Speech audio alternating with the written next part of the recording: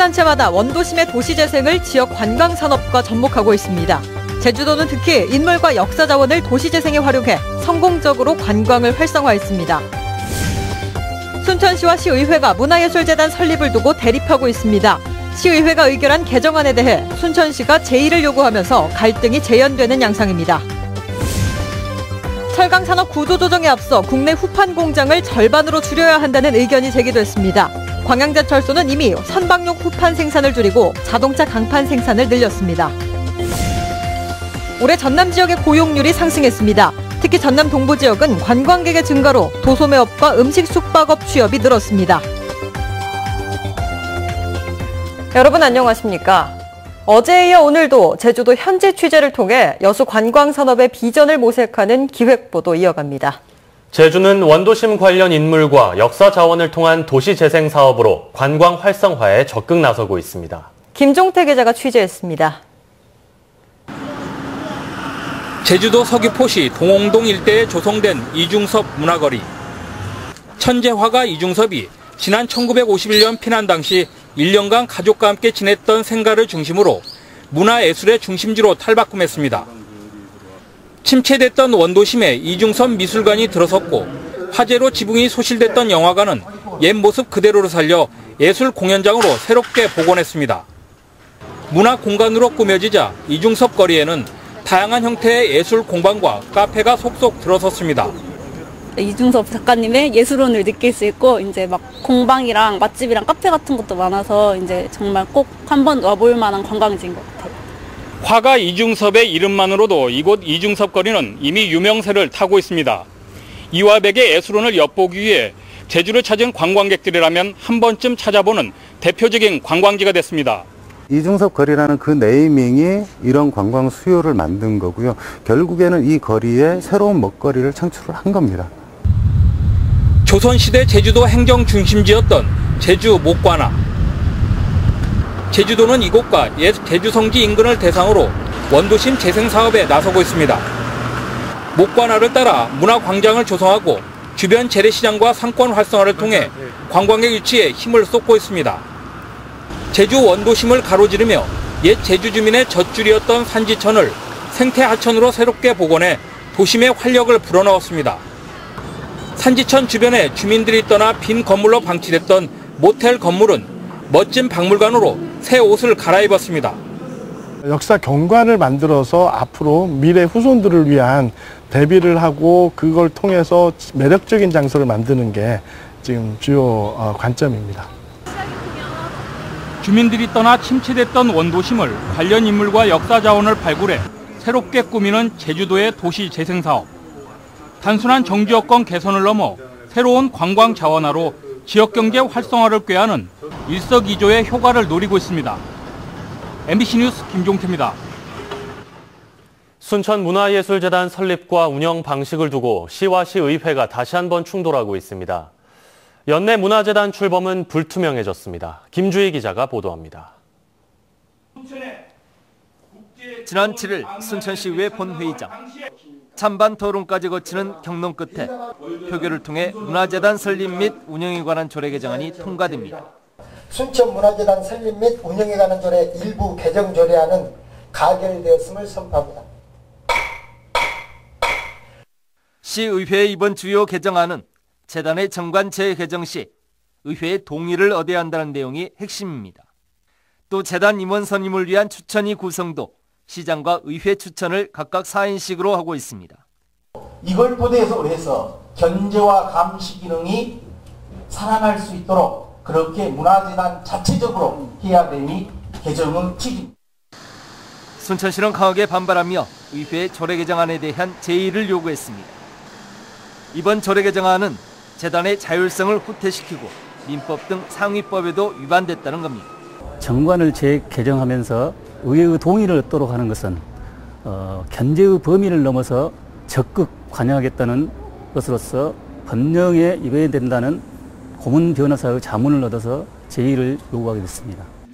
순천시의 제의 요구에 따라 의회는 본회의일 기준 10일 이내에 안건을 본회의에 상정해야 합니다.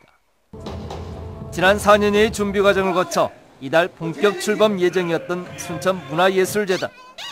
문화예술재단의 설립 운영을 두고 시와 의회가 다시 한번 정면 충돌 양상을 보이면서 재단의 연내 설립 운영마저 불투명해진 것 아니냐는 관측이 조심스럽게 제기되고 있습니다. MBC 뉴스 김주희입니다. 철강 산업의 구조 조정을 앞두고 국내 후판 공장의 절반가량을 줄여야 한다는 분석이 나와 업계가 긴장하고 있습니다. 철강업계에 따르면 국내 철강 구조 조정 연구 용역을 맡은 보스턴 컨설팅 그룹이 최근 국내 철강사의 후판 설비 공장 7개 가운데 3개를 단계적으로 줄여야 한다는 내용의 중간 보고서를 냈습니다. 포스코 광양제철소 관계자는 현재 광양제철소의 후판 생산량은 연간 240만 톤 정도로 조선산업 침체 국면에 맞춰 후판 생산을 줄이고 자동차 강판을 늘리는 방향으로 자체 조정을 추진하고 있다고 밝혔습니다. 순천 도시 첨단산업단지 사업 예정 부지가 개발 행위 허가 제한 지역으로 지정됐습니다. 순천시는 오는 2019년 완공 목표로 추진 중인 야흥동 일원 18만 5천여 제곱미터 면적의 도시 첨단산업단지 사업 예정 부지에 대해 주민설명회와 함께 도시계획위원회 심의 등의 절차를 거쳐 개발 행위 허가 제한 지역으로 최종 지정했습니다. 순천시는 도시 첨단산업단지를 지식서비스산업, 공공민간연구소 등의 유치를 통해 창조경제 혁신 거점으로 육성함으로써 청년 일자리 창출과 지역경제 활성화를 도모할 계획입니다. 정계를 떠나 강진에 머물고 있는 손학규 전 민주당 대표가 정계 복귀 의지를 다시 밝혔습니다. 다산의 개혁 정신으로 나라를 구하는 데 힘쓰겠다며 대선 출마 의사도 내비쳤습니다. 김양훈 기자가 취재했습니다. 정계를 떠나 2년 넘게 강진에 머물고 있는 손학규 전 민주당 대표. 강진에 살면서 느끼고 본 손학규가 바라본 강진 희망을 주제로 강연에 나섰습니다. 손 전 대표는 가장 먼저 그동안 따뜻하게 대해준 강진 국민들께 감사의 마음을 전했습니다. 제 깜냥이라고 해봐야 다산의 발치에도 이르지 못하지만 강진은 부족한 저를 너른 품으로 안아주셨습니다. 나라가 정말 어렵고 민생이 불안하다며 현 위기의 해법으로 정권교체와 기득권 지배질서에 대한 근본적 개혁을 제시했습니다. 손 전 대표는 아직 날짜가 정해진 것은 아니지만 이제 강진을 떠날 때가 된 것 같다며 정계 복귀가 임박했음을 알렸습니다. 또 개혁하지 않으면 나라가 망한다는 다산의 절박함을 받들겠다며 대선 출마 의사도 내비쳤습니다. 대한민국을 근본적으로 개혁하는 것에 대해 더 고민하도록 부추겨 주셨습니다. 나라를 구하는데 저를 던지고자 합니다. 손 전 대표는 마지막으로 지지자들과 청중들에게 제가 무엇이 되는지 보지 마시고 제가 무엇을 하는지 지켜봐 달라고 말했습니다. 강진 집거를 정리하고 정계 복귀를 선언한 손학규 전 민주당 대표가 내년 대선을 향한 행보를 본격화하고 있습니다. MBC 뉴스 김양훈입니다. 여수 YMCA가 올해 창립 70주년을 맞았습니다. 여수 YMCA는 오늘 소라면 가사리 생태교육관에서 시민단체 관계자와 주민 등 300여 명이 참석한 가운데 창립 70주년 기념식을 갖고 다양한 초청 공연과 함께 시민사회 운동의 변화를 모색하는 사업 발표회를 가졌습니다.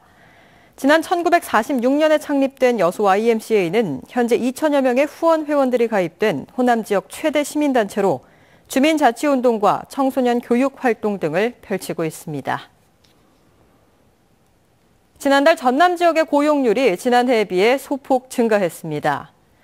최근 통계청이 발표한 올해 8월 시도별 고용률 현황에 따르면 전남 지역 고용률은 68.1%로 지난해에 비해 1.6%포인트가 상승해 전국 17개 시도 가운데 4번째로 높았습니다. 특히 여수와 순천 지역의 관광객 증가로 도소매와 음식 숙박업 부문의 취업자가 12,000여 명 늘었습니다. 전남도는 이와 관련해 최근 투자 유치 강화와 관광산업 활성화 등으로 일자리 여건이 개선되고 있는 것으로 분석했습니다. 지진에 대한 불안감이 갈수록 커지고 있습니다. 그런데 지진에 대비한 교육은 소홀하고 안전체험시설은 거의 전무한 수준입니다. 윤근수 기자의 보도입니다. 어제 경주에서 여진이 발생한 직후 광주 소방본부에는 진동을 느꼈다는 신고가 55건 접수됐습니다. 하지만 광주시와 4개 구청에 설치된 지진계 측정치는 리히터 규모 0.3. 0.3이면 인간은 사람들 느낄 수는 없고요. 이게 막연한 불안감이 부른 착각이었을 가능성이 높다는 얘기입니다. 정작 진동을 느꼈던 일주일 전에는 어떻게 해야 할지를 모르는 사람들이 대부분이었습니다. 그때 그냥 아무 생각 없이 가만히 있었던 것 같아요. 세월호 참사 이후 학교 현장에서는 재난안전교육이 대폭 강화됐지만 발생 빈도가 적은 지진에 대한 교육은 상대적으로 소홀했습니다. 실감나는 교육도 어려웠습니다. 그것을 직접적으로 경험하거나 이럴 수 있는 여건은 아직 좀 개선돼야 될 부분이 있습니다. 1년 전 광주시청에 문을 연 안전체험관입니다. 어린이들이 지진의 진동을 직접 느껴보고 대비 요령도 배울 수 있습니다. 하루 평균 이용객이 26명에 불과한 이 작은 시설이 광주에 있는 유일한 안전체험시설입니다. 제대로 된 시설의 필요성은 꾸준히 제기돼 왔지만 이르면 내년에나 체험관 건립 사업이 시작될 수 있습니다. 지하 1층, 지상 3층 해가지고 약 260억의 사업비를 들여가지고 지금 안전체험관을 별도로 지금 현재 지으려고 지금 하고 있습니다. 무사태평에서도 우왕좌왕에서도 안 될 실제 상황에 대비하기 위해서는 안전체험시설 확충과 함께 교육 프로그램 보급을 서둘러야 할 걸로 보입니다. MBC 뉴스 윤문수입니다. 집중호우로 인한 도로 침수 피해를 막기 위해 여수시가 시공한 도원지구 빗물 저장 시설이 제 기능을 다하지 못하고 있다는 지적입니다.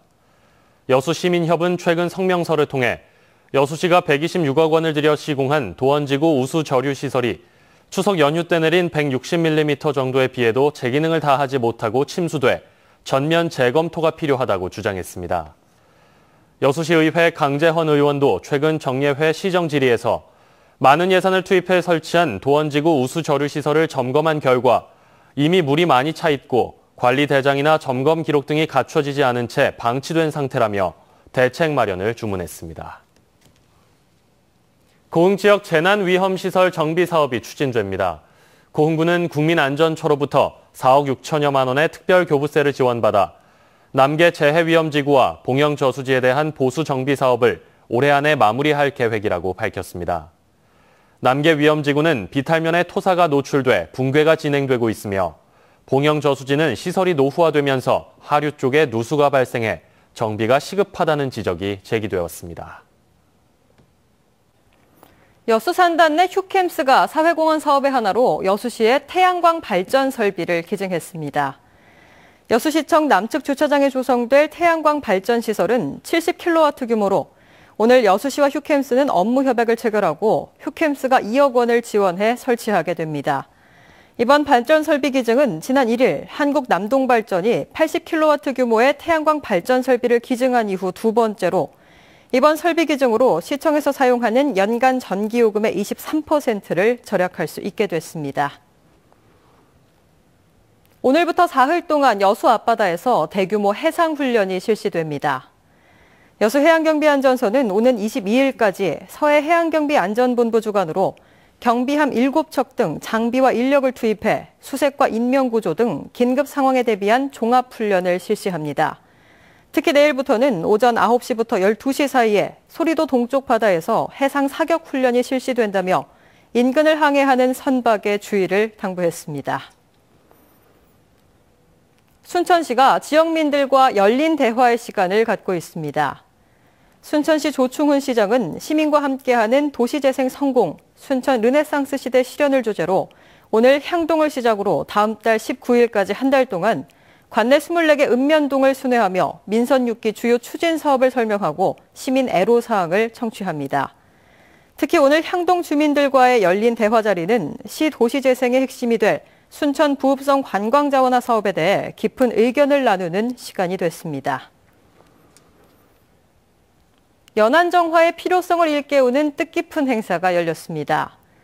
여수시와 여수지방해양수산청은 오늘 여수시 소호동 소요트장 일대에서 제16회 국제연안정화의 날 기념 행사를 갖고 주변 연안정화 활동을 전개했습니다. 국제연안정화의 날은 지난 1986년부터 매년 전 세계적으로 50만 명이 참여하는 대규모 국제환경보전 활동으로 해양환경 사진전시회와 각종 체험 행사 등도 함께 개최돼 해양환경 보전의 중요성을 일깨우는 의미 있는 시간입니다. 지역 국회의원들이 쌀값 폭락에 대한 정부의 긴급 대책 마련을 촉구하고 나섰습니다. 국민의당 황주홍, 주승용, 정인화 의원 등은 기자회견을 열고 올해도 조생종 쌀 가격이 20% 넘게 하락하고 있지만 정부는 이 같은 현실도 파악하지 못하고 있다며 예상 수확량 조사를 이달 안에 마친 뒤 공공비축미 매입 시기를 앞당기고 수매 물량도 43만 톤까지 늘려야 한다고 주장했습니다. 이들 의원은 또 쌀 소비량 감소에 따른 문제를 해소하기 위해 장기적으로 쌀 사료화 물량을 일본의 50% 수준인 연간 30만 톤 이상으로 확대해 나가야 한다고 강조했습니다.